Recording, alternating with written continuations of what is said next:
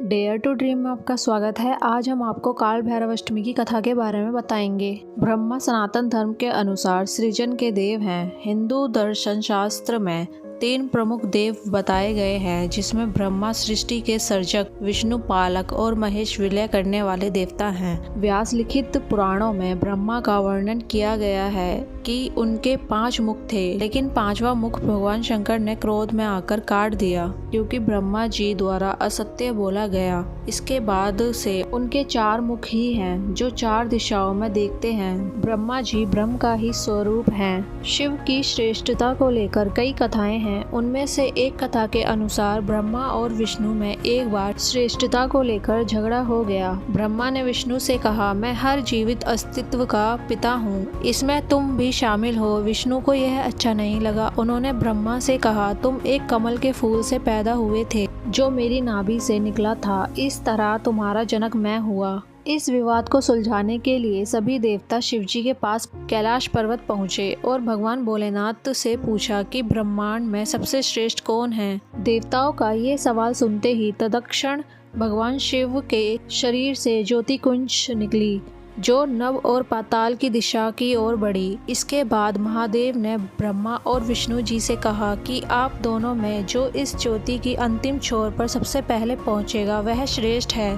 भोले शंकर की बात सुनते ही ब्रह्मा और विष्णु जी अनंत ज्योति की छोर पर पहुंचने के लिए निकल पड़े। कुछ समय पश्चात दोनों वापस आ गए। तब शिवजी ने पूछा कि क्या आप दोनों में से किसी को अंतिम छोर प्राप्त हुआ? भोले शंकर की बात का जवाब देते हुए विष्णु जी बोले, वह ज्योति अनंत है, इसका कोई अंत नहीं। जबकि ब्रह्मा जी ने झूठ बोल दिया। उन्होंने कहा कि मैं इसके अंतिम छोर तक पहुंच गया था। ब्रह्मा जी की बात सुनते ही शिव जी ने विष्णु जी को श्रेष्ठ घोषित कर दिया। इससे ब्रह्मा जी क्रोधित हो गए उठे और शिव जी के प्रति अपमानजनक शब्दों का इस्तेमाल करने लगे। ब्रह्मा जी के अपशब्द सुनते ही भगवान शिव क्रोधित हो उठे और उनके क्रोध से काल भैरव की उत्पत्ति हुई। काल भैरव ने ब्रह्मा जी के 5वें मुख यानी उस मुख को काट दिया जिससे शिव निंदा हुई थी। इसके बाद से ही ब्रह्मा जी के 4 मुख रह गए। उस समय ब्रह्मा जी को अपनी भूल का एहसास हुआ और उन्होंने उसी समय भगवान शिव जी से क्षमा प्रार्थना की।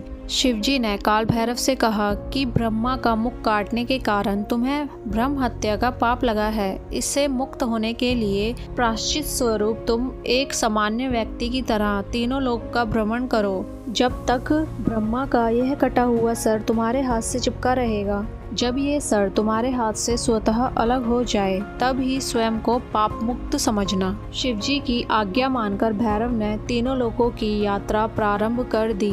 यात्रा करते करते जब वह बाबा विश्वनाथ की नगरी काशी पहुँचे, तब गंगा के तट पर पहुँचते ही भैरव बाबा के हाथ से ब्रह्मा जी का शीश अलग हो गया। पाप मुक्त भैरव के सम्मुख शिव प्रकट हुए तथा उन्हें आशीर्वाद देकर काशी का कोतवाल नियुक्त किया और कहा कि युगों तक तुम्हारे इसी रूप की पूजा होगी तथा वहां रहकर लोगों को उनके पापों से मुक्ति दिलाने के लिए वहां बसने को कहा गया। तब से ही शिव प्रेरणा से भैरव काशीवासी हो गए। गंगा तट पर ही उनका मंदिर बना है। यह मान्यता है कि काल भैरव के दर्शन के बिना काशी विश्वनाथ के दर्शन अधूरे हैं। शिव पुराण के अनुसार मार्गशीर्ष मास के कृष्ण पक्ष की अष्टमी को भगवान शंकर के अंश से काल भैरव की उत्पत्ति हुई थी। इसलिए इस तिथि को काल भैरव अष्टमी या भैरव अष्टमी के नाम से जाना जाता है तथा इस दिन विधि विधान से काल भैरव की आराधना करने से सभी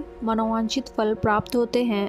तंत्र मंत्र की साधना के लिए भी यह दिन उपयुक्त माना जाता है। इस दिन की काल भैरव की पूजा जीवन में आने वाली सभी बाधाओं को दूर करने वाली तथा हर भय को नष्ट करने वाली होती है। भूत बाधा व ग्रह शांति के लिए भी साधना की जाती है। वैसे भी काल भैरव महाकाली तथा हनुमान जी को कलयुग में जागृत देवता माना जाता है। काल भैरव शिवजी का 5वां अवतार है। काल भैरव का वाहन काला कुत्ता है। भैरव के 2 रूप बताए गए हैं, काल भैरव और बटुक भैरव। देश में काल भैरव के सबसे जागृत मंदिर उज्जैन और काशी में है, जबकि बटुक भैरव का मंदिर लखनऊ में है। आज के लिए बस इतना ही। अगर आपको ये कहानी अच्छी लगी हो तो हमारे चैनल को लाइक करें, शेयर करें और ऐसे ही पौराणिक कहानियाँ सुनने के लिए हमारे चैनल को सब्सक्राइब करें। Thank you so much. Her her Mahadev.